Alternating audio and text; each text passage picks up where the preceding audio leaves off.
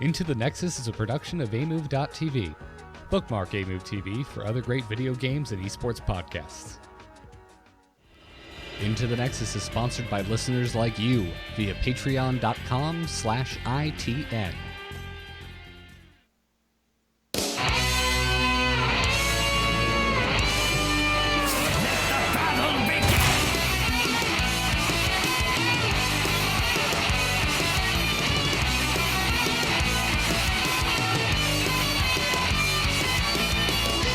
Welcome back, everyone. This is Into the Nexus, the podcast all about Heroes of the Storm. I'm Garrett Weinzierl, and I'm joined, as always, also in a blue shirt. I'm just now realizing. Kyle Fergusson, welcome back, sir. It's great to be here. I feel like a champion this week of a cause. Oh, what cause is that? Of the silver hand? It's Yrel. I figured as much. You've been loving on her, man. Your tweets are like one step away from is Kyle gonna start doing creepy fan art? Like, what's going on here? I mean, we're not getting weird here. I didn't really know about her. I'm a Horde player ahead of time, but I mean, listen. She's got the light and she's got pushbacks. I mean, Raynor, Yrel, something Luther, something with the light and something with stunning people just gets me a little nuts.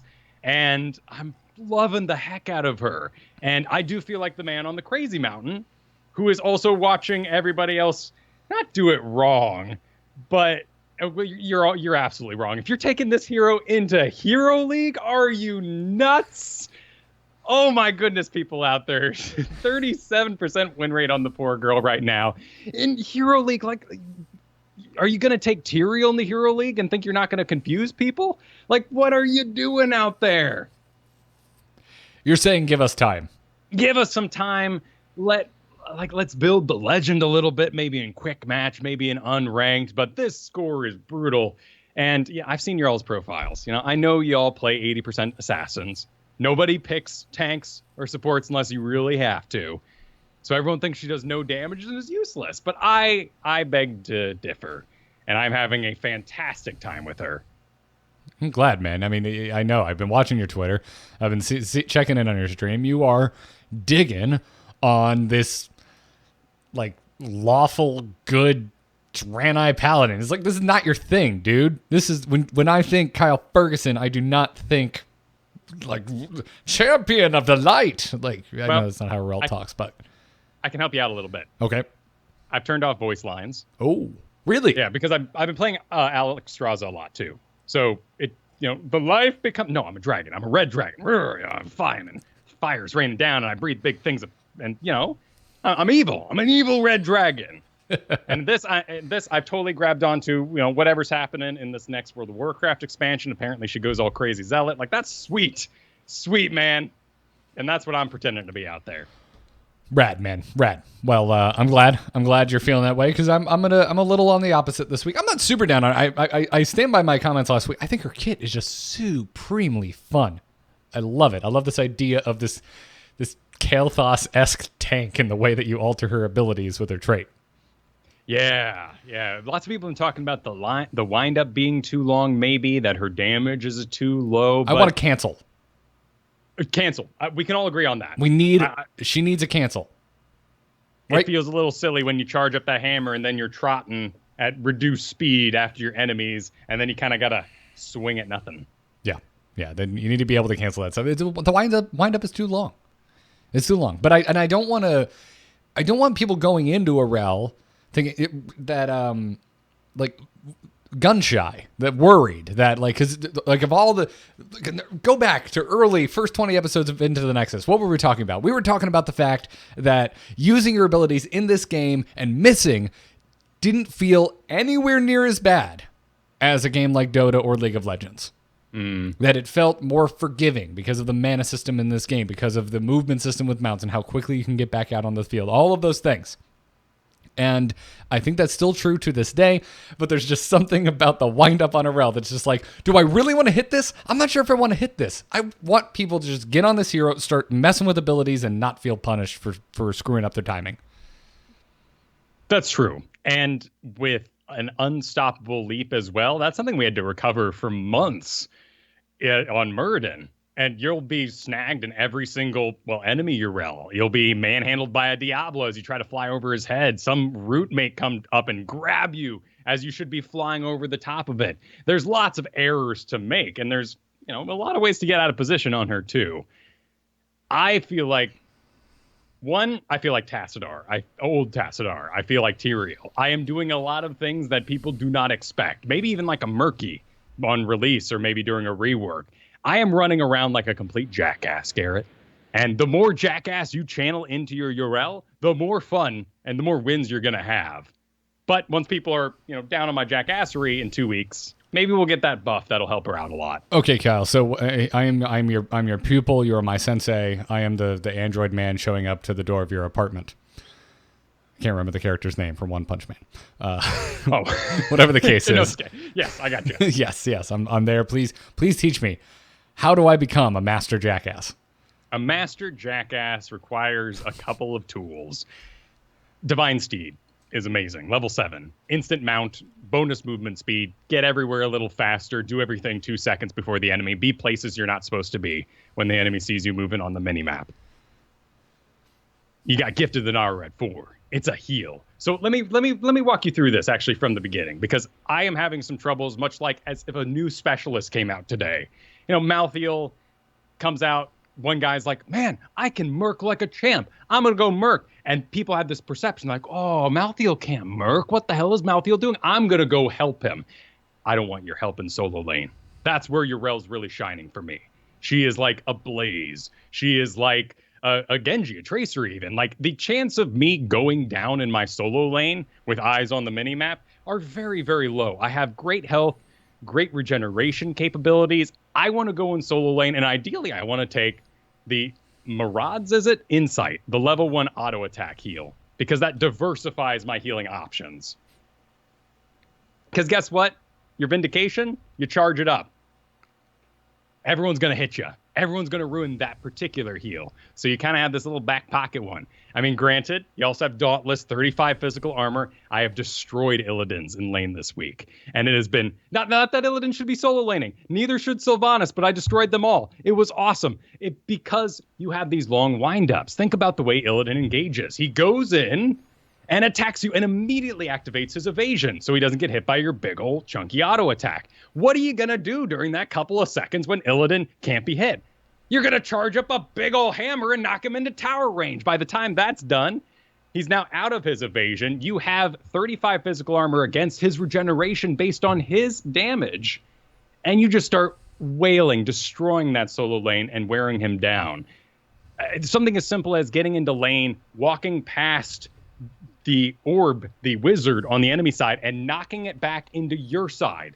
That orb's yours. And you just displace your entire minion lane back into yours. So your orb is yours. You get double orbs by repositioning the entire lane. I hadn't thought about that. Level 4 comes on. And Genji comes to visit. And Genji gets a kill. But he loses half his health doing it. Thank goodness you have Gifted the Naru. You're sitting on a small Uther heal. And you tell Genji, hold up a second. I can full heal you in about 10 seconds time. Bam, bam, full heal Genji goes off to do more business. I hadn't thought about the pluses of relocating the lane as with Yrel's hammer. Because she's so kind of low impact in people's minds and low damage, we're not really thinking of her in that blaze sort of capacity, but she is. I mean, Garrosh goes into solo lane. What are you doing? There's no options there. The heals are too far apart. You're going to get worn down. But with this level 1 talent, not that it's the main one, there's plenty of good options here. You should be picking the right one for your team. But there is a great way to hold on to that health and make sure that your impact is good. You have a stun when you fully charge. You knock back. Guess what you can ruin every single time? A whirlwind. You can solo lane against Sonya and be okay and make it out and hold the lane and not die, unlike some assassins. People are saying, Argent Defender, it's a 100-second cooldown. Why would you ever do that? When do you have to jump a wall with Punisher? It's not more than every 100 seconds, bro. Wait, you're saying jump with your Punisher? Oh, yeah. Just get over there? Oh, yeah. You're about to absorb every bit of damage. And those towers will help out a lot because in my league, people aren't targeting you during the absorption because you get health back. It's the right thing to do. It's like hitting Genji. Don't do it while he's deflecting. people avoid that. But towers, they attack whatever the heck they want. So jump that wall, get over there, give sight for your Punisher, heal up through it. You'll have another jump to get back over the wall when it's done. That's gnarly, man. To keep the story going, Aldor Peacekeeper reduced damage in the area by 30% at level 13. You took a level 1 heal on your auto attack, so you don't have to use this as a heal anymore. You can use it as damage reduction when your health is still high. And Bubble Hearth. Oh, I mean, this is where I feel like I'm being a bad person, but I won a game this week by tooling around in the enemy base while my entire team was dead. I had 5 people chasing me, and I lasted. I made it last, and then I Bubble Hearth out in range of their core. My team came back up. We took the win. Because they couldn't push. They were too busy chasing me. A, I love you. B, you're right. You were being a jerk. C, mileage may vary out there. If they just hadn't chased you, they probably would have won. Right. I mean, that's like chasing Rework Lily. We didn't know about that. Chasing early Deckard. We didn't really know he would survive that well, chugging his own drinks. Like, it's definitely a trick I'm pulling for now. But every single one of these actions that I just mentioned is followed up by a instant leap at max range and then an instant mount at bonus 80% move speed. You're a complete tool bag. Yeah. And that's how you should be playing this character. I got to say the Bubble Hearth is the one that feels the most impactful in my games, because Yrel has been lulling me into, and it seems like my teammates, into false senses of security, because she's surprisingly killable throughout the game. If an Yrel engages, you can just kill the Yrel, especially if they engage with a jump versus walking in to engage and saving the jump to get out, much like a Muradin's Dwarf Toss.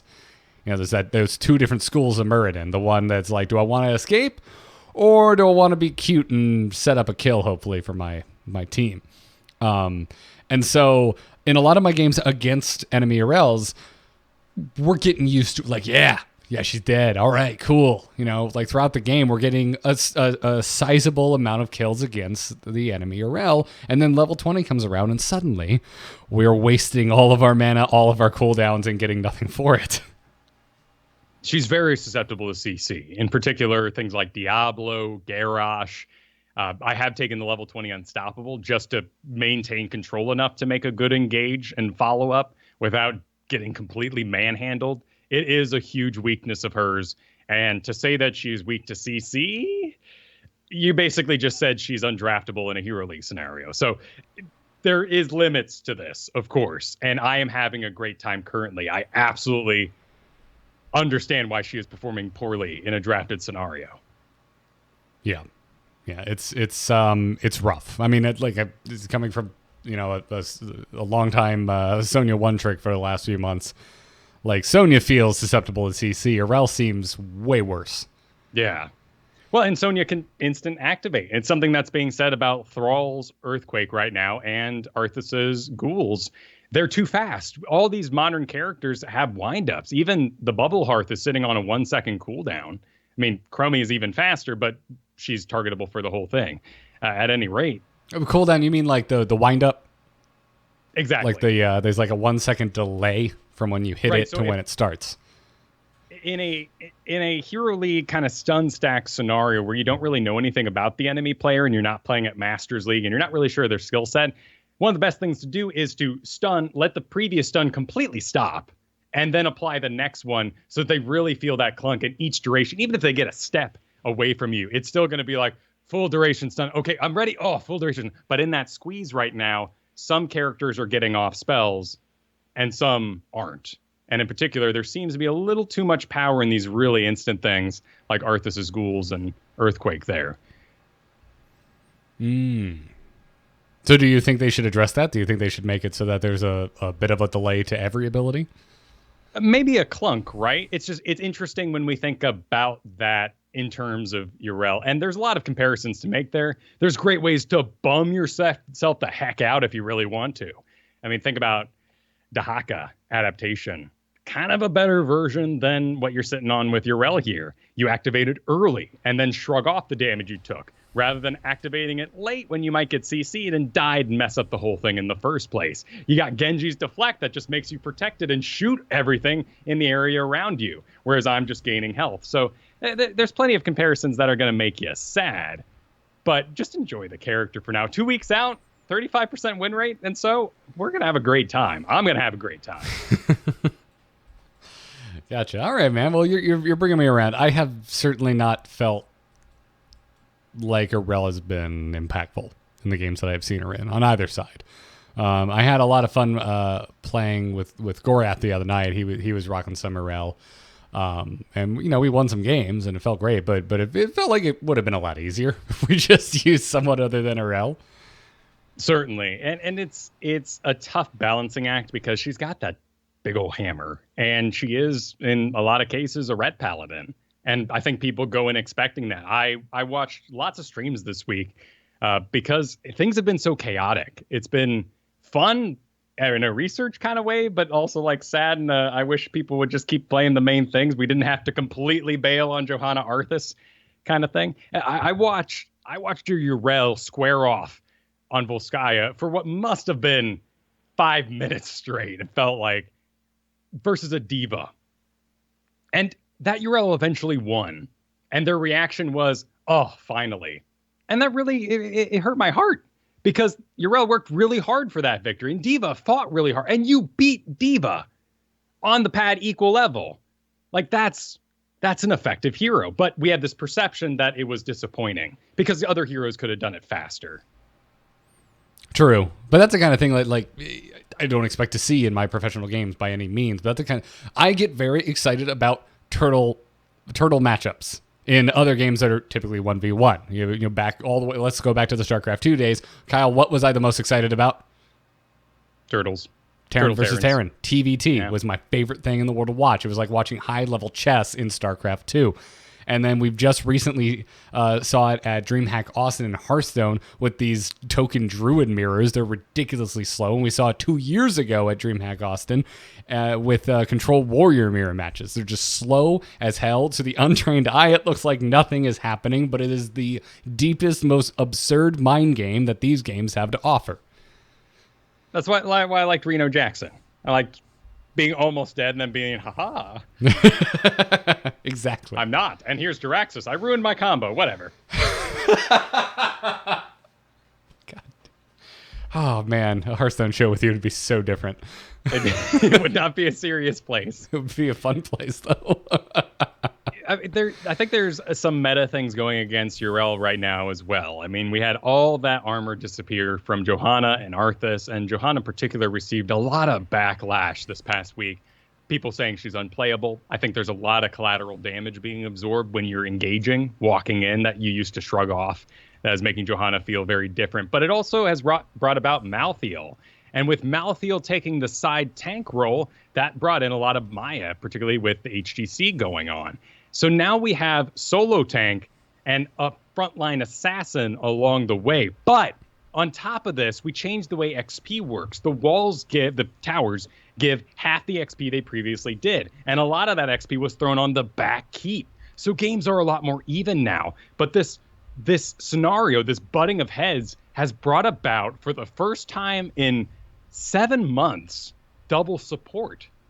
Double support comps are everywhere right now in Hero League, because people feel like the matches are too even. The fights go really long all of a sudden. What's actually happening is no one has an edge, as big of an edge in the draft, and nobody got that edge farming towers in the early game. So we're both equal level, having these really long, intense fights.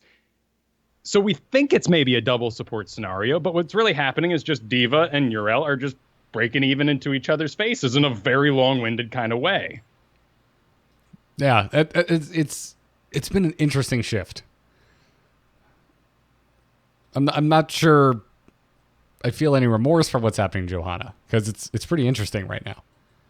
It is. It's and it's really great for any melee of any kind. Zul destroys Yrel, like, honestly. But the root, like, being stationary that long, you're dead. And he also has a % base damage, hidden in there too. So all those sort of tools, all the giant killers have made their way back in. It's really difficult to tell what a comp should be right now, and even more difficult in a game to tell who you should cocoon, who you should CC, because things have gotten really Yankee. I'm going to call it that with Maev and Garrosh and Yrel and all these characters running on. You are getting pushed and manhandled around like crazy. And is it the manhandler that needs the cocoon or the Hanzo in the back? Maybe the manhandler. That's what I've been coming up with too. Putting the Garrosh in the cocoon has been way more effective, so I can run rampant on the enemy team instead. But the puzzles have changed dramatically. And when you're looking at streams over the next week, really, really appreciate how little collateral damage is being taken. And I'm very serious about this. You look at these teams and you look at the teams they're drafting, the ways the battles are going, and it's raw chaos in Masters League. It's easy to say this looks like a silver game, but what's actually happening is a lot of decent engages. Kael'thas is making his combos hit, and the splash damage. Nobody's standing in that random blaze fire. Nobody accidentally steps in to the blizzard. Those are the things that are defining high league right now, is game knowledge, but it's not looking normal because so much has changed at one time. And then HGC is being played on Nexomania patch, so we can't really reference that. Plus, they're playing a lot of Falstad, so whenever I go by like a plat or gold stream, they're like, what's with all the Falstad? He went 5-5. Don't get too excited about Falstad, but just people are running him because they saw him. Right. By the way, dude, have you been keeping up on Zagara stats? I have. Just rocketing. Yeah. Rocketing up the board. 5. Highest win rate hero, Zagara. Yeah. Highest win rate hero. And her build has not changed. None of what I thought like what it looked like they were trying to do was like build a battle Zagara. You're still taking Nidus, you're still taking Mutalisk, and it's working. Yeah, the Mutalisk in particular is at a 60-60 popularity win rate, and your newly upgraded talents are 15% win rate and 25% win rate. That's not going to seduce. Wait, no, that's pick rate, not win. Every single talent on Zagara, if you're looking at all, are above a 50%. It's pretty ridiculous. That's even more interesting. So we're not breaking out of old habits, and I see a lot of solo push Zagaras still in that late game phase. Yeah, so I mean, in my mind, it's kind of the way I'm digesting this is that she's just better at team fighting now, and if you go Nidus, she can still break off to another lane and harass. Yeah. Like, why double down on team fighting when you can just be better at it than you were before, but still work the map? I did make a Heroes Moments compilation, though, using Devouring Maw. It was rather cruel of me, but it is documented on the internet. Oh, I haven't seen this. I'll have to go look that up. It was a poor butcher. He charged into the team and was put in a cocoon. And when he popped out of the cocoon, I knew the delay on Maw, so I put him in the Maw. And then when he popped out of that, Armayev put him in the crystal. And there was no reason for us really to do this. We were winning really hard. You're just being a jerk this week, Kyle. It was in the mood, you know? There's just something in the water and I felt like being an ass, and it worked. I was playing a paladin with Bubble Hearth, man. It got to me. What can I say? Oh my god, please send me that link. Please send me that link. I will. All right, cool. So you're on the Yrel train. I am not playing Zagara because everyone's picking her. But yeah. It's been interesting. But hey, some other things happened with the June 12th patch. Some things that we didn't talk about last week on the PTR. First up, just so you know, Alterac Pass, not out yet. And it's going to be rolling out in 2 stages.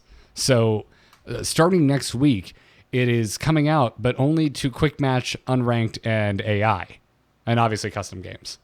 No Alterac Pass in ranked play. And then on the week of July 10th, so there's going to be a long delay. It's almost a month. So June 19th is when it rolls out to every mode except ranked, and then July 10th is going to hit the ranked battleground rotation. Is this a first? Off the top of my head, it feels like it, but it's also been a very long time since we've introduced a new battleground. That's right, Volskaya in late summer or fall of last year. Yeah, it's been an extremely long time, so I can't even remember. Were we scheduled for... I cannot remember if we had a battleground rotation when Volskaya hit. I don't think we. Oh wait, no, weren't we updating like mad every other week? That's what I'm mad? thinking. Is like last year, it was happening so much. I like it was my key complaint of Heroes of the Storm in 2017 was the map rotation. So there's a very good chance that there was a battleground rotation the week that Volskaya went live. Well, there was also the whole problem with Volskaya that we were deep into BlizzCon competition, and that map would not be added to the rotation. So we had a map in the game that we were all competing on in serious modes that we had zero instruction from the pros on because they wanted to keep their secrets for later. You know, like it wasn't until after like Christmas. Yeah, that they even started looking at it. Yeah, it was weird, man. It was weird. And then the robot wasn't addressed for a very long time either. So, but now I love Volskaya. Fight for the robot, and then we'd all just split push during the robot. Yeah, we're just like, why do we even have this thing? It's kind of stupid. But dude, I mean, it was worth the wait. Volskaya, I think, is a really solid map now. Yeah, well, and a lot of fun because of the point control. It's unique. It reminds me of old Cursed Hollow, but then again, new Cursed Hollow, modern Cursed Hollow with the balance changes right now reminds me of old Cursed Hollow. I really love the XP system. It is clean. You don't have a serious win it lead until you get that keep, and that doesn't happen until after 20 sometimes. So it's not actually like a talent lead. Cursed Hollow is still my favorite, man. I love that battleground. So. Yeah, followed closely by Tomb of the Spider Queen for me. Yeah, I think Cursed Hollow avoids the bummers of a lot of maps, like Tomb of the Spider Queen dropping your gems, and has the let's pass on the objective kind of flavor. Same with Towers of Doom. Fair. But other changes in this patch. Vehicles got their hotkeys kind of messed with. So the exit vehicle hotkey has been moved to the trait key, so this is default to your D key, and then the vehicle trait hotkeys have been moved to the heroic key, so default R, and this affects Dragon Knight, Garden Terror, Triglav, and also Blaze's Bunker Drop. Basically to stop you from accidentally activating your ultimate when exiting a vehicle. Yeah. And then they made a change to Ragnaros and a change to Abathur. So for Ragnaros, Empower Sulfuris is now going to miss if Rag is blinded, and the ability's cooldown will be consumed. He went down 2% because of this change. Yeah, that's a noticeable change. And then for Abathur, sorry, go ahead. No, it may be that there was lingering people playing Ragnaros. There was a bug this past week on Towers of Doom where Ragnaros' lava wave would not despawn. It would sit right in front of the gate where your minions would come out, meaning they were instantly farmed upon spawning. Right. So a win rate loss like this may just mean a bunch of people were playing Rag, go, go, go, Rag, and then they didn't realize it got bug fist, and they kept playing Rag, but they don't play Rag. Yes, it's a problem. It got fixed fast. Reddit was on fire that day. But yeah, it got fixed relatively quickly. And then for Abathur, allied and enemy symbiote hosts will now display a crown icon above their portraits on the mini map. So there you go. I guess it looks like definitely like a tiara. A little bit. But you'll probably wonder why there's some sort of angry robot in one lane. Yeah. I think it's like a feel-good thing for the Abathur player. So, players are keeping their eye on the mini-map. They can see you working. Well, and it also does give away a little bit the location and the attention of Abathur. And as things hit walls, it's Abathur's job to make sure his presence by symbiote is there to absorb that XP. If you see his little crown in the top, he's not going to clone someone in the bottom, so you can have that advantage. That's true. Yeah, it's a double-sided coin to be sure.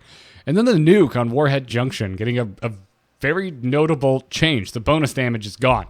It's now flat damage across the entire area of impact, so no more like larger amount of damage in the center.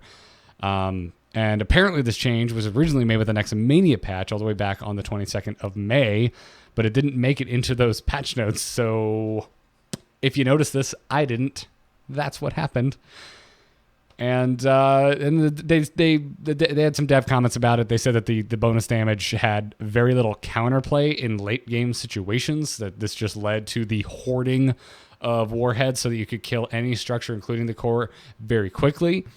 And they like the center bonus damage. They like that it presented players with interesting decision points, is in their words, but that the mechanics problems outweighed the positives. So that bonus damage is gone. It's now just flat damage. Just don't stand in a nuke. And also now start paying more attention to the radius of your circle. You just want to hit as much as you possibly can. Centering it over something has no extra effect. So get both towers and the fort all in that circle if you can.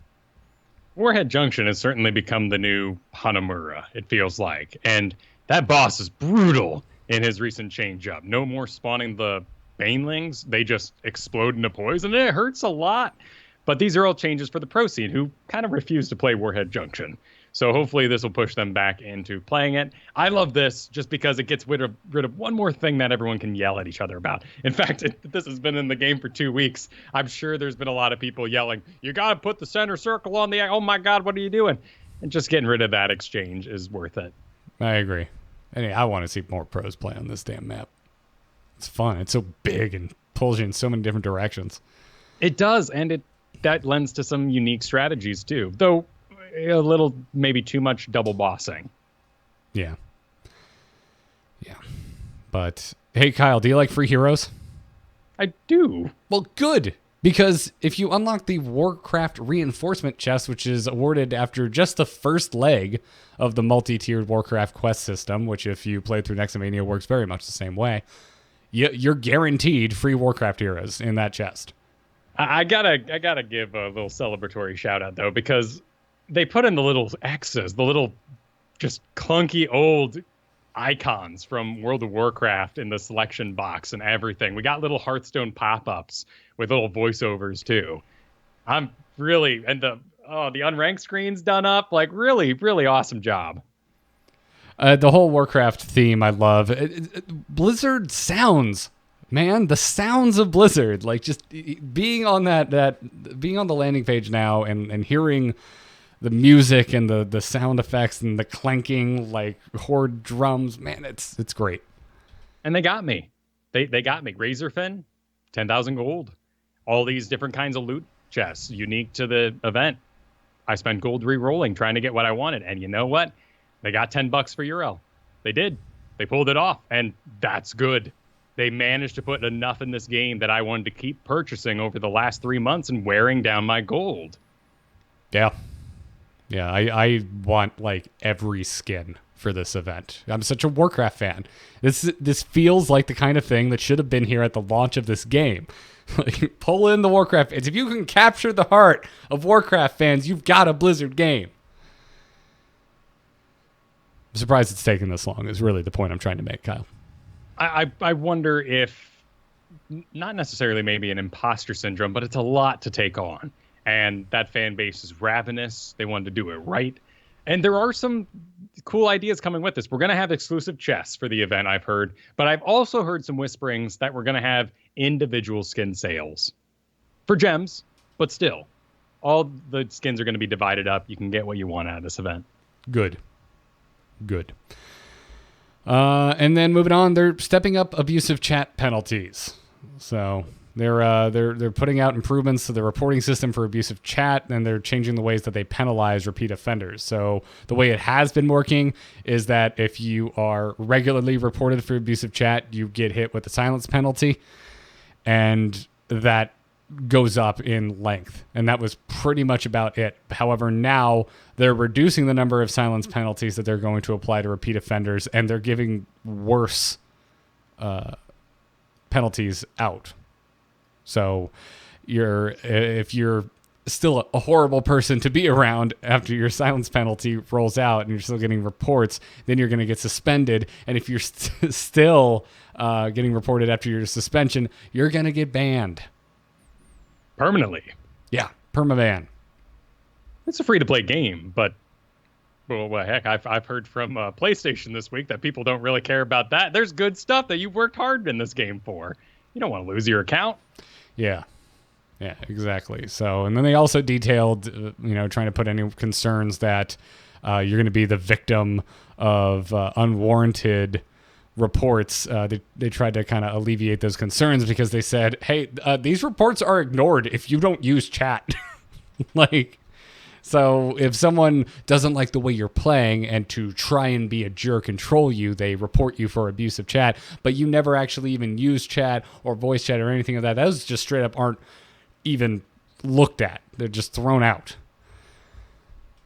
This really speaks to they call it machine learning here. We heard about it in BlizzCon with the performance-based matchmaking of the advancements they're making in the detection system. And these are all supposed to apply to those eventual performance points that we get. The game is learning, and it's going to know how you participated. Oh, no, it's learning. When is it? What happens if it goes self-aware?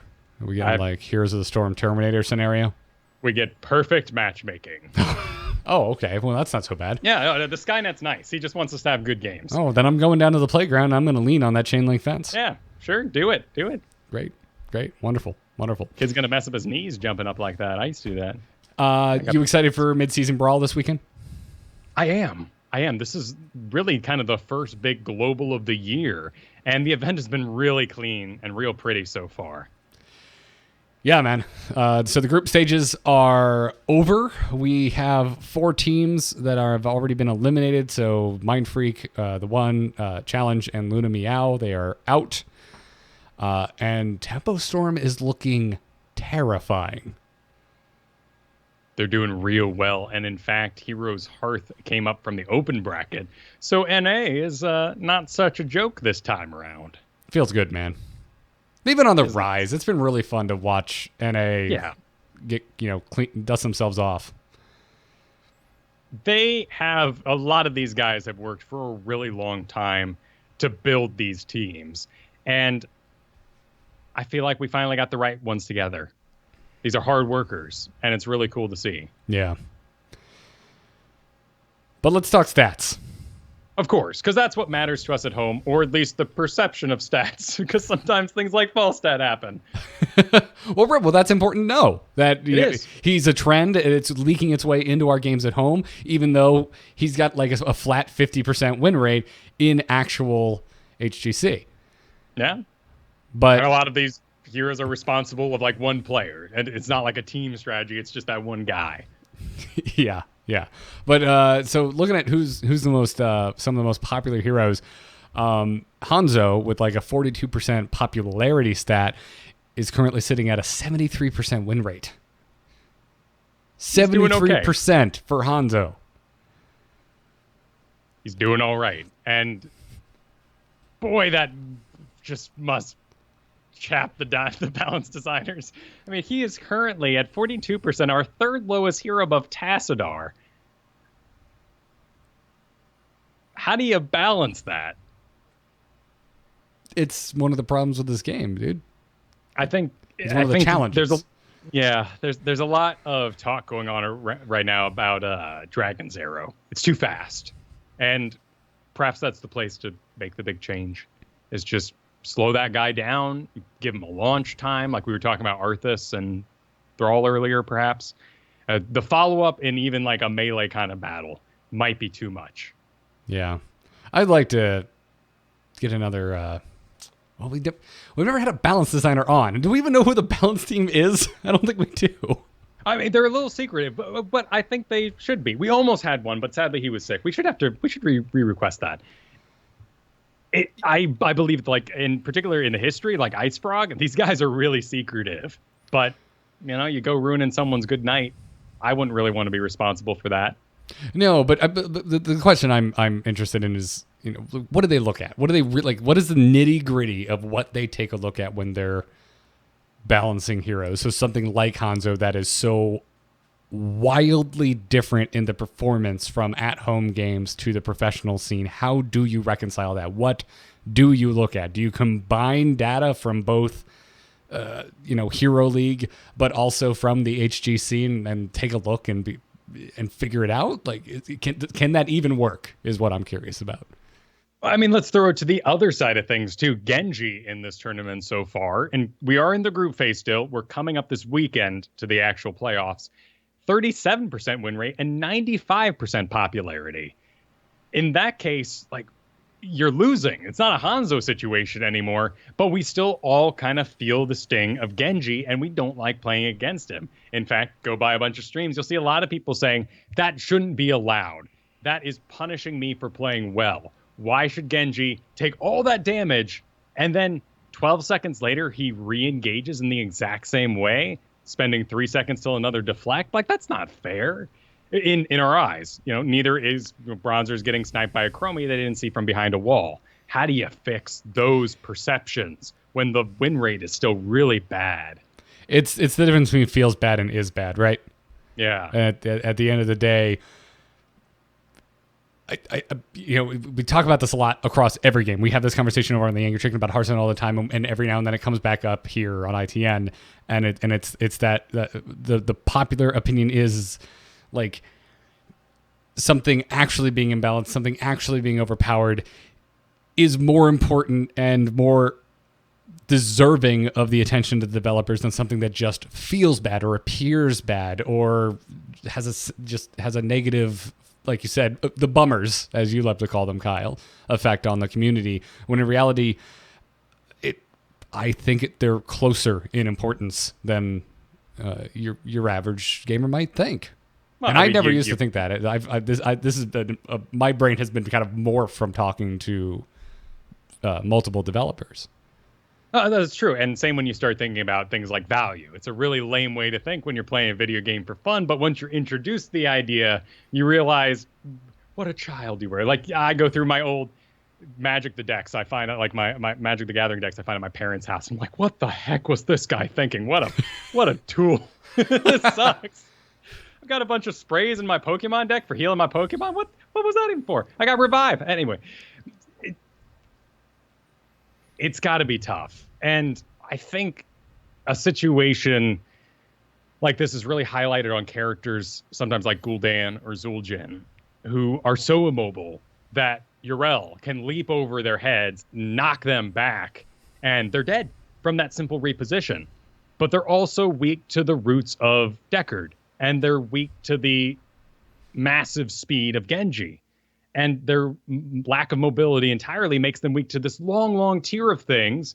But at certain tier, Yrel will be manhandled by Deckard. And this kind of tier goes up and up. And so maybe it's power creep. Maybe it's just the uniqueness of the characters clashing. I'd rather have that any other day than Command and Conquer.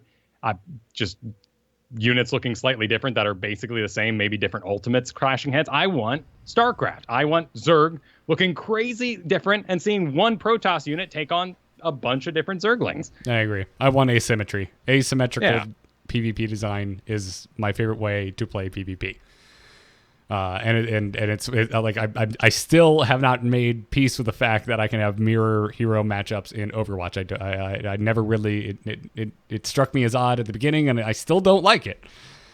For that reason, because I grew up with Blizzard. I grew up with Terran, Zerg, Protoss. Yes, you can have mirror matches, but it's not always going to be mirror matches.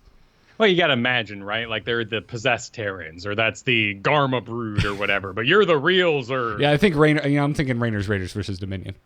Yeah. No, there we go. Yeah. But whatever the case. Anyway, back to the stats. We've gotten a little heady here, but back to the stats from HGC. So going on down the line, we're going in order of win rate, but also popularity. So Maiev is sitting at a 66% win rate and 80% popularity. Yeah, and making very good friends with Malfurion, who's very close in those percentages as well. 64% win rate, 96% popularity. Interesting that we're moving away from mana issues on most of our characters, and Malfurion's continue to have an impact. Not discounting anything about his kit, his power, the fact that his cleanse is doing pretty well with things like Deckard running around and longer routes to get rid of. Just an oddity that, despite that having no real impact in a strategy sort of draft sense, Malfurion is so popular. And I've been playing him too. And there's a great reason to play Malfurion. He's a fantastic early pick. He doesn't really give away your team. You can throw on a double support if you want, maybe like a Kharazim if you want to get aggressive. You have some dive reduction on yourself, but you're not quite into that Auriel extreme. You don't know what the enemy poke is like. There's just tons of reasons to take an early Malfurion. Yeah. Yeah, it's the Innervate. You're right. It's interesting. It's nice. It's a great quality of life. I love when there's a Malfurion on my team. I'm like, oh yes, thank you. It's like I'm playing my Kael'thas, just like yes.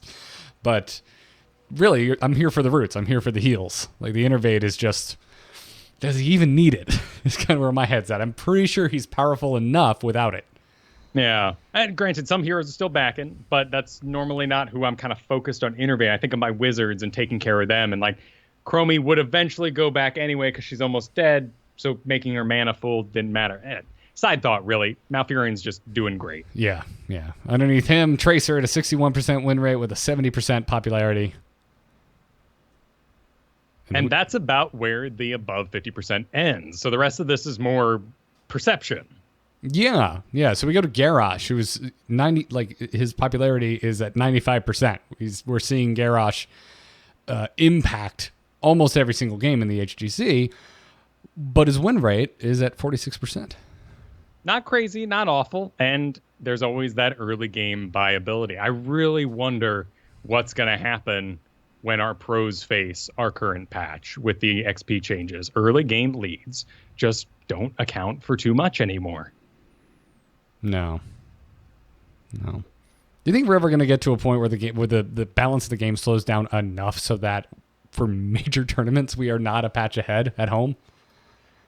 It's an easy part to highlight. I know, too, that this particular tournament is a lot of hearsay for everybody in America because it simply didn't broadcast at viewable time. So we're all kind of catching up on this information, watching videos. I'm spending a lot of time watching Sergeant Hammer videos and getting caught up on that because what the heck, Sergeant Hammer? That's awesome.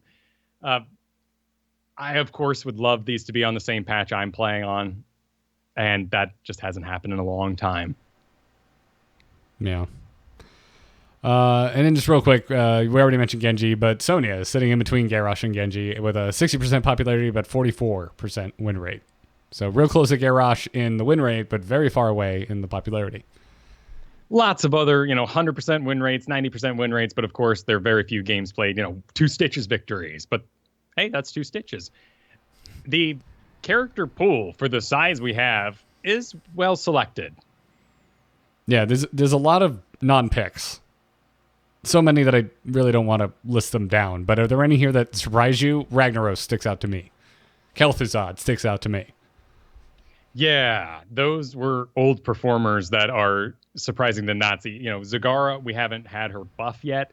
It's funny to see pro games, thinking way back without Lost Vikings in the world. No, Kel'Thuzad. Really, when you start looking at this list, you really start narrowing down the specialists. Zul participated in 1 game and lost it. Probius, 1 game and lost it. I just don't want to talk about specialists in pro games. I know, man. And I mean, I do. That's an ongoing conversation I like having with you and checking in with you. I know that's tough. And Zagara got a big rework, but they put her back into Assassin Land. I mean, do you feel like your play style, your participation in this game has had to 180 on you? Not necessarily, because at home XP still wins games, even with the reallocating and also removal of a certain amount of XP from structures. Like, we're just straight up missing. There's just XP missing from the field now with the way that they restructured the experience and structures. I'm saying structure too much. So it doesn't bother me. I want more specialists to be viable. I still think about that Zul email from last week. Was it 2 weeks ago? I don't remember, but whatever the case is, I don't know. It's just what drew me to this game more than anything, or at least what kept me. What drew me to this game was playing as Arthas. Let's be honest. I came for the Arthas, but I stayed for the specialists. And I like that. Yeah. So so I don't like not seeing that represented on the pro side of things. It really bums me out. It's like one of the things that brings me the most joy about this game is just absent from the esports, which is similar but not perfectly analogous to why I've really never watched World of Warcraft esports until last year, because I don't give a crap about Arena. I don't play Arena. It doesn't interest me. I don't want to watch Arena. I also don't think it's very watchable. Yet they come out with the Mythic Dungeon Invitational seemingly out of nowhere, and I sat down with my wife and watched that entire thing because it was the Warcraft that we know. It's the Warcraft that we play. No, that's very true.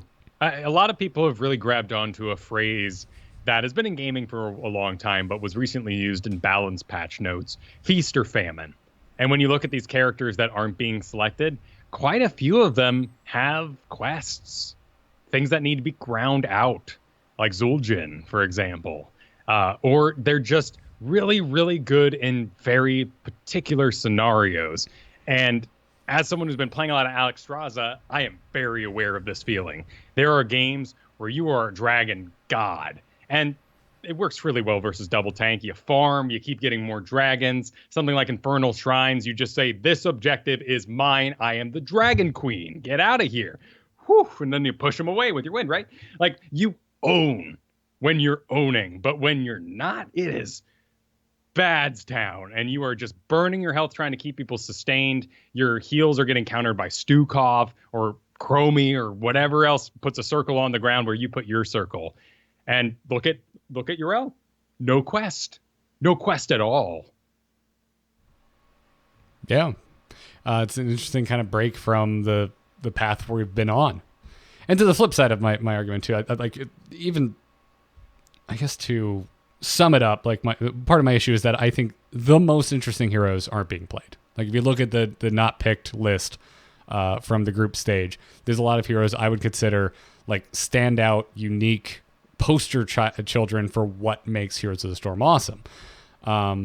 What has helped is, to me, like a hero like Maiev. Like Maiev is competitively viable and has a very unique kit and really stands out and is visually interesting and is fun to watch someone master. And Genji was like that, even though now he's not doing so well, but he's still seeing a lot of play. I agree with that. In fact, when we compare something like Maiev's visual performance to Hanzo's, it's a lot more rewarding to watch a really good Maiev. They're getting their resets. They're dodging the sweet stuff. They're getting out with their teleport or engaging really cool, yanking that Arthas back and destroying his face. Whereas Hanzo keeps on poking, and the pros follow that up well. Whereas at home, it gets healed off. He poked the wrong person. He didn't take a merc camp for me. Right. He's just there to shoot the wave and then shoot the heroes. To get top damage and feel good about it. Yes, yeah. Which, you know what, and honestly, I'm not sitting here saying Zagara is anything interesting. What does she do? She pushes lanes, and then she shoots from behind everybody. Isn't that crazy there? Well, I mean, that's like saying you don't get an adrenaline rush when you tap all your mana for an overrun. Like, dude, I mean, Zagara is an adrenaline rush, man. Like, people could be like, oh, they're pushing the one lane. What a boring person. But you're up there losing your mind. You're like, oh, go.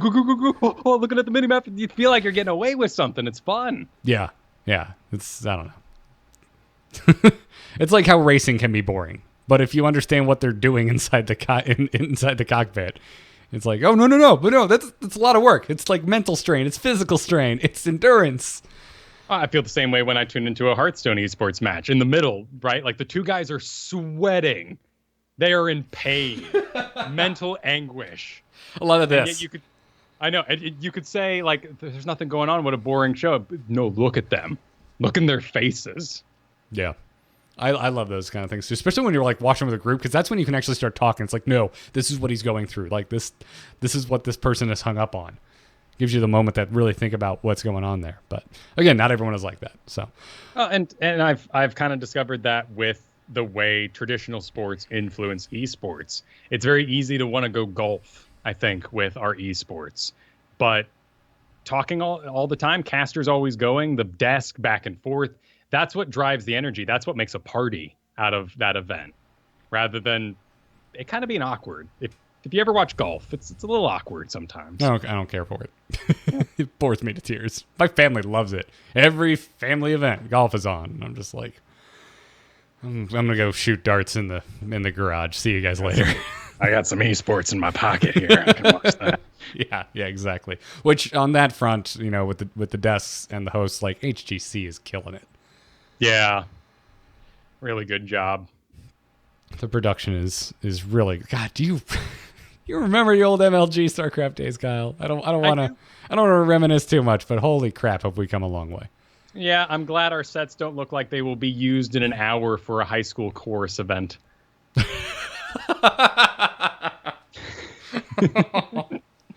Oh man, you're killing me. There were some fun factoids from the event so far. Both Cursed Hollow games that took place, only two, were under 14 minutes each. Wow. Most games were the most compositions were double tank, double assassin, but double support won the most games. That's an interesting thing to look at, and that you said we're starting to see creep into our Hero League at home. Yeah, because we think the fights are going longer. I don't know if it's right yet, but certainly bail on the double tank, I think. I think it's time to sell, and go buy those Malthaels, those Maevs, those resistant melee assassins, your thralls and whatnot. So use them? Yeah, use them. Get them Gotcha. early, in fact, because tanks are still a bit more draftable either way. In fact, the perception right now is that, this is just what I'm hearing in chat, not saying it's true, but the dude who yells at you in drafts are saying this: Genji, Greymane, Dahaka.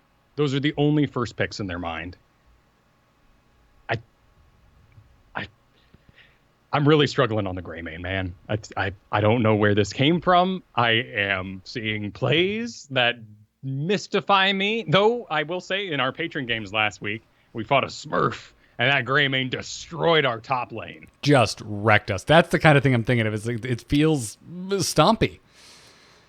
And maybe that's it, right? Maybe it's kind of that edge. Like when you take a full-blown assassin, when you solo lane on Cassia Vala and the enemy isn't ready for your league style of play, you will win hard. I think that's why I have been seeing the success that I have been with Kerrigan for the same reason. I am a miserable Greymane, but if you have a hero where you can eke out a kill where otherwise you would not have gotten a kill, that's where you're going to get your edge right now, because that edge cannot be found in structures. That's a good point. And our specialists have become assassins, and they don't burn structures as fast as Greymane Vala, which is kind of strange. Yeah. So I think that's where my head's at. That's where I think we land on the Greymane. But again, it falls back into the, can you play him? Because I can't. I'm terrible at Greymane. You don't want me on your Greymane. So just always keep that in the back of your mind if you're one of the folks out there that are really pushing hard in chat, in that draft chat for a first pick Greymane. Make sure that first picker can even play him. Well, and the Dahaka's weird because we're moving out of double tank, but Dahaka comes in sometimes when we're not doing double tank, just like Sonya. That's always a confusing one. One other factoid from the brawl. Is the mid-season brawl. Is this one about Valeera? This is Valeera. Okay, I was going to say we have to mention Valeera before we move on. She won both her games. She had 2, and she won them. Yeah. Yeah. That's where I get excited. That's where I perk up. I am really looking forward to Masters League putting these replays up because I want to see firsthand, clicking, what a pro Valeera looks like. Me too. I have not really played her much since her rework. I mean, it was the same build every time. It was a relentless strikes and just slamming it over and over into that enemy. That's your favorite way to play. It is. I remember, absolutely. Like way back in the day. Like we're talking like pre-BlizzCon, pre-stealth reworks. Pre-Tracer, was it? Was it pre-Tracer? Jesus. I don't know. I'm actually looking at it because I remember my favorite thing about the Sinister Strike build was that I could use it like mini dashes, like on Tracer. Oh my goodness, we released a lot of heroes. Did you know that? We're at 80, Kyle. Yeah, no, Tracer was out almost a full year before Valeera. Okay, I was about to say, that doesn't sound right. Yeah. But if I remember correctly, I could have sworn you were talking about just like rapid dashing into Asmodeans. Like I think that's what you're talking about back then. I loved it. And well, basically keeping up to date and keeping good at a hero with 2 forms, pretty hard, pretty difficult. Yeah, but a lot more to watch this week. Excited for it. Well, this weekend. Before we move into strategy, want to thank our patrons over at patreon.com/ITN. If you like Into the Nexus, if you think we're helping you with your game or just keeping you informed and you want to support us, the Patreon is the best way to do so. Every little bit helps, whether it's $1 or $10 if you're overly generous. We really appreciate it, and we're working our way back up towards being able to pay a second guest a month, usually Dunk Train, to come on the show and share their vast knowledge of heroes with us. So help us get back up to that goal. If let's put it this way. If 100 of you out there just gave $1 right now, we'd be there. Bam. If 200 of you gave 50 cents, we'd be there. So we'd appreciate it if you head on over to patreon.com/ITN and considered it. And on this episode, we want to thank Planet Xerox, which I love. I'm not sure I'd want to visit that planet. There'd be a lot of toner. That stuff is expensive. Yeah. And also Andrew W. thank you very much for your support of Into the Nexus. Again, check it out, patreon.com/ITN. Now, let's move into strategy. Choose a talent. Choose a talent. Talent? That seems generous. Impressive work, hero. I think you're ready for more. Kyle, you have a new tool to share with me, because it's the first I'm hearing of it, and our listeners. Yeah, Art Coop messaged me on Twitter this week and informed me of HOTS Draft. Just like it said, HOTSDRAFT.com. And when you first get there, you'll notice two big buttons. Start drafting, help me draft, or log in. Just head straight for the help me draft. This is a very interesting tool. What you're going to do is select your league, select the map you're on, and then immediately it'll fill out a list of all the heroes who are good first picks on that map, have map viability, and then compare that to their win rate in a nice little check or a plus and minus system. So here I've selected Battlefield of Eternity. I am in Masters League, and it suggests Greymane. Decent first pick, awesome selection for the map, but currently has a lower win rate. Below that's Hanzo, who also has a listed set of skills similar to that. And these are really the only three factors it'll take into account. You can fill out your teams, though. So once you move past first pick, it'll suggest what synergizes with your team, what counters the enemy team. And it appears, I'm not sure on this, I've looked all over the site, it appears that this is actually being done by the creator. This isn't really a HOTS logs thing. It may be collecting data for the win rates, but his selections as to what's a good first pick, what's based on the map, are more nuanced and informed. Now, how is the site going to stay up to date as time goes on? That's the struggle of the creator. But for now, this thing seems really accurate. And if you're confused about how to draft, it can really help you out a lot. In particular, if you take the time to basically go to the doctor's office, it's fun. Not like you're sick, like you're going in there because you're going to travel the world. You're just getting your shots. I'm glad that you modified that, because there's nothing I hate more in this world than going to the doctor. No, but I mean, like maybe an eye exam, right? Like it takes up some time, but it's kind of fun because you're like solving puzzles, 1 or 2, 3 or 4. You have a very strange opinion of what's fun. Oh, okay. Well, I had some decent fun with that, right? I don't know. You can go through this thing, make an account, and select your performance, your comfort with these various heroes, and it'll take that into account when you're selecting your draft. You don't play Greymane, but you play Hanzo, well, up Hanzo a little bit on that list for you.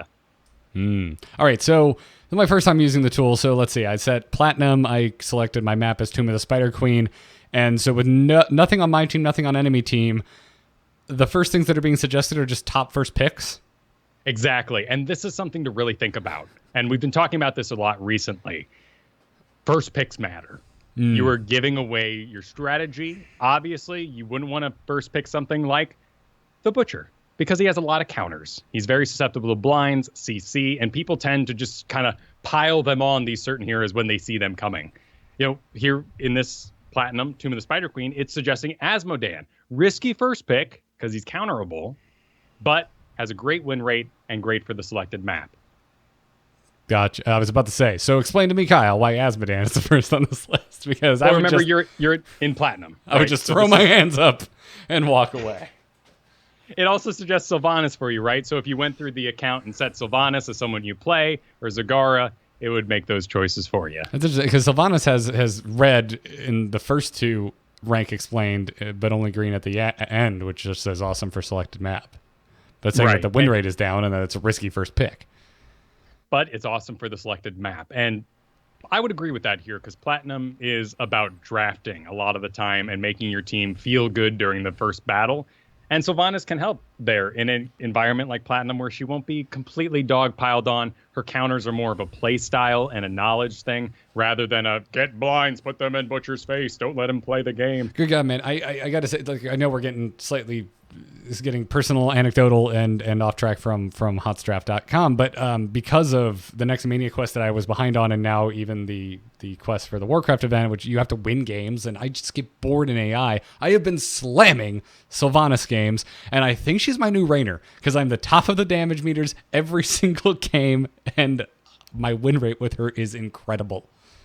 Sylvanas does great damage. She is not a one-trick specialist pony. and hasn't been for a long time. I love assassin players, Sylvanas, and I will often switch my Yrel hat over to you when I think you're awesome.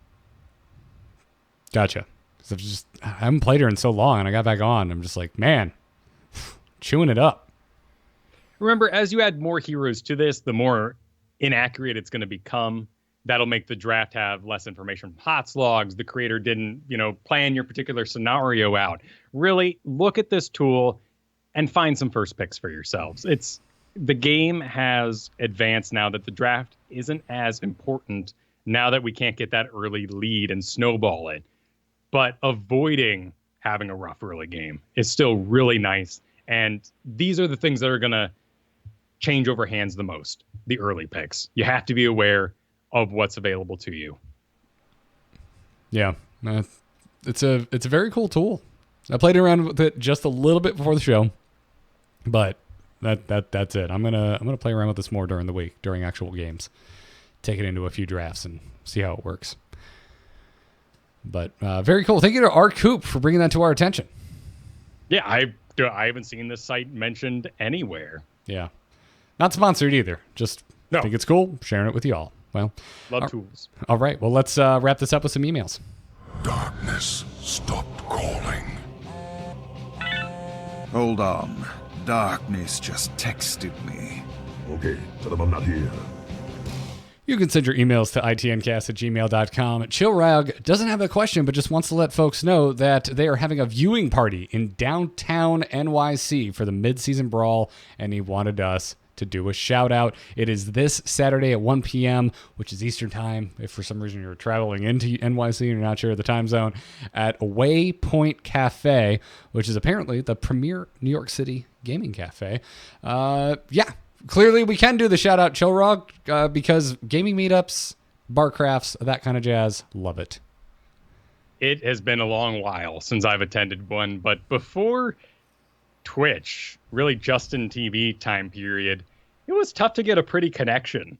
And going to an actual establishment, whether it's a LAN center, even a bar, and getting that guy to set up the stream for you, like it's odd to say setting up a stream, I didn't know how to do it at home, but bar crafts were a staple of how we got into esports in the first place. And this just fills me with the fuzzies. I've just hearing that people are still doing meetups for watching esports. Yeah, I miss it. I haven't had, I used to just have Ben come over for big StarCraft events. It was fun. I should force him to get into Heroes Esports. You should. But I think the best connection is, right, like find what he's playing and then be like, hey, you want to come over and watch some pro play of that guy? And they'll be like, well, yeah, I mean, I should get better. And then you got him hooked. The day I had the snake in my house was also the first post-Witchwood Hearthstone tournament, and Ben had just started replaying. So I was like, well, you're here now. We got the snake out. Let's watch some Hearthstone. The snake has been returned to the swamp. When you're hearing the snake's out, it's time to watch Hearthstone. That sounds really bad. If you missed that story, I believe I told it on both Weak Sauce and R2T2. So just backtrack a bit or follow my Instagram. You can actually see us catch a freaking snake. But yeah, our next email comes to us from Jim, who says, I have a short question about something in Heroes that has been bothering me for a while now. Whenever I play the game, there is always a chance I'm put up against any of the available heroes. Wait, put up against any of the... But some heroes are more difficult to face than others. I'm not sure I understand what he's saying. No, you got it right. His problem with the game is that he has to go up against the whole roster of heroes. Continue. Okay. For me, I'm experiencing real-life stress when I'm going up against Chromie in any of my games. With the heroic that pulls me back for her one-shot and being blown away instantly, I feel like I can't escape from her hitting me from the shadows. Every time I go up against a Chromie, I feel so stressed. I just want to move on to the next match instead. What should I do? Thanks in advance and greetings from the Netherlands. Don't get in range of the Chromie's heroic. Oh. Which is difficult depending on what you draft. Yeah, actually, that's because there is a big strategy with. I just didn't expect you to say that, and I've never heard that said. As funny as that is, and one of the big strategies with dealing with Zool back in the day was to not get in range of his bone prison in the first place. In fact, most auto attacks outrange the bone prison. You just have to make sure you don't take that extra step into that 5.5 kind of range and get attacked by it. So I'm actually jumping in game right now and heading over to Chromie and seeing what the cast range is on that thing compared to her shots, because that might actually be a viable way to think about it. Yeah, and it can be tough, and especially depending on what you're playing on. But chances are, if you're a frontliner, you should have enough health to survive as long as you have a comp that makes sense. Yeah, it's tough to. So in my league, it's a call to action. When people see the rewind, they will. Maybe I will bail you out. Maybe that's I bail people out a lot when I see the rewind, because you can't stop the Dragon Breath. But there is a big old skill shot, Sandblast, heading straight for that person. And if she's not all stacked up, you'll be able to catch that for it and reduce the damage of the combo dramatically. Right. Probably the hero I get into the most trouble with is Jaina, because I'm trying to get in there for a Cone of Cold, and then suddenly I'm getting chromied. So I just have to be conscious of that. But that goes back to what we talked about with Dunk Train, what I think it was almost like half a year ago now, which is look at that draft. What's on the enemy team? What abilities are you afraid of? Chromie's Heroic is one of them. If I am on Jaina, I'm not going in for that Cone of Cold until I see that ability used. So Temporal Loop is quite a bit shorter than the Sandblast and the Dragon's Breath. In fact, Temporal Loop reminds me just about of Blizzard's cast range. So it will be something that often gets kind of snuck in on you, and then she's able to back up into safety and fire those shots, which is where a lot of that frustration comes from. Yeah. You mentioned Jaina, though. You got an Ice Block. That's the one where I have the biggest issue. Yeah. Yeah, well, yes. If you haven't used it recently. Exactly. So we would have to save that for this scenario. But Ice Blocks, Leoric's Wraithwalk, like all these things that make you unstoppable also help you avoid a temporal loop. In fact, there's a great little trick where you can, if you know where the time trap is, jump inside of it. Then you're stasis out for the rewind. You can actually use her abilities against her, which is pretty gross. The other thing I would say is, like, let's flip this on its head. Do you really hate Chromie? Well, now, as we've just mentioned, Time Loop's range is a lot shorter than the rest of her abilities. So the Chromie, whether you can see her or not, is having to put herself in a more precarious position to actually Time Loop somebody. How do you feel about playing a stealthy? You could go counter crazy. It's Chromie hunting season. Get in her business. I love doing it on Leoric personally, because you can ghost her, reducing her damage by 50%. So even if she chooses to not target you, she's going to do massive reductions and be less effective. Then you're in her face. She has no regeneration. You're smacking her. You're putting her in tombs with silence maybe in the late game. Feels real good. Yeah. Hey, Anubarak, put her in the cocoon. No one's back there anyway, because she's too far back. No one's going to pop her out. So you just have a fight without Chromie existing. Yeah. Unless you're like a full dive comp, just try and sideline her. It is sad that the first place my brain goes is your buddies should be helping you out. And I can assume in the league he might be talking about, they're not. And also the backup, right? Like, there is something to Chromie here that is in need of, what would you even call it? Bummer's balance, right? Like, the feel bad. We've talked about it earlier. This is a feel bad scenario. Like, whether Chromie is actually bad, and from statistics, it looks like she is not. She's not overpowered. She is not broken.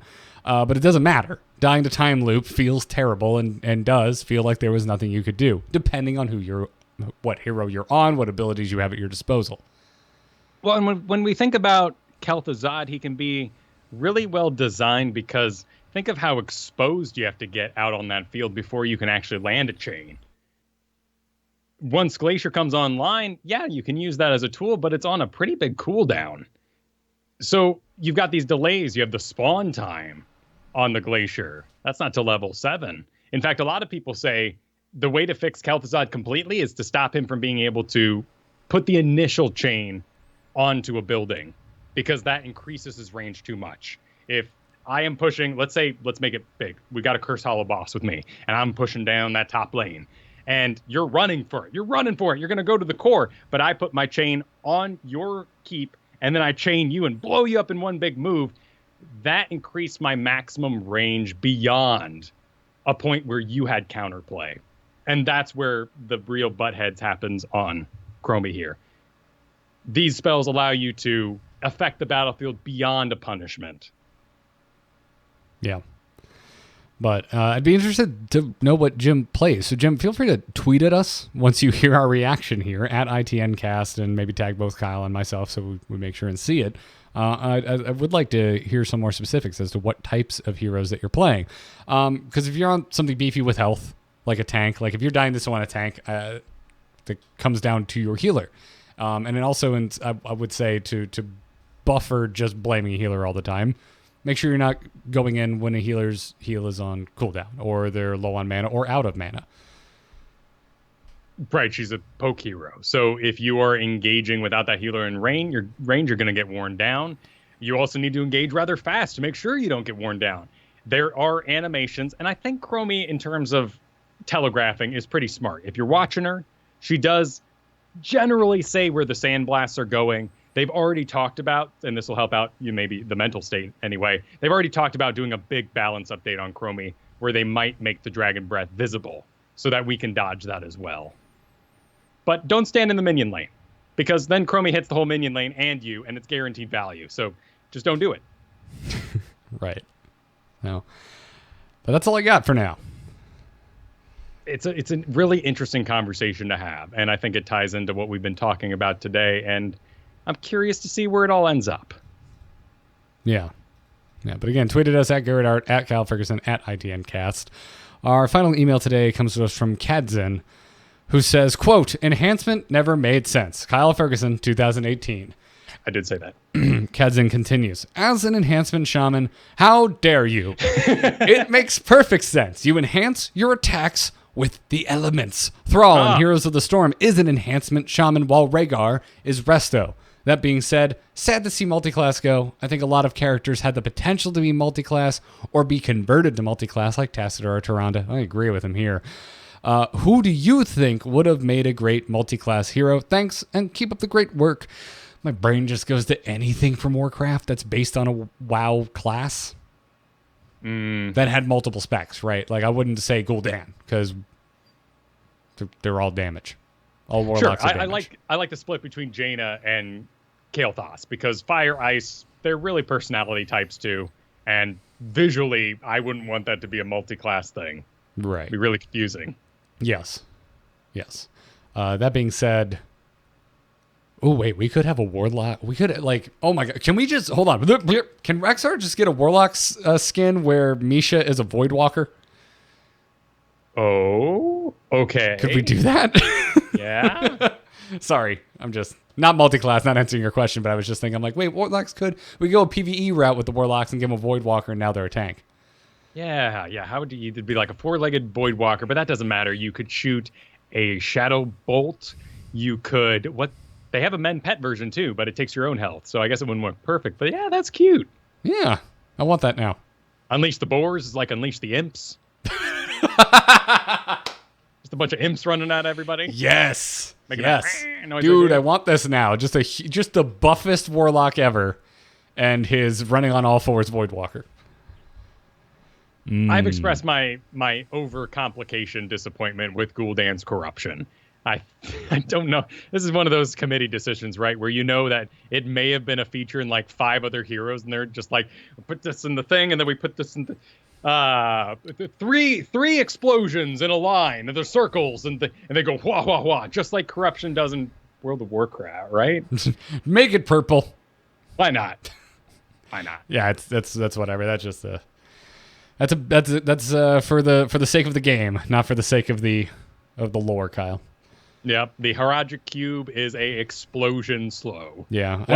Who was it? Daniel J. Newman in the chat room says, can we get a Moonkin? And so to Kadzin, I would say, there's not a druid in the game that I think should be multiclass, because Malfurion is just lame. So he is, as he should be, a lame druid.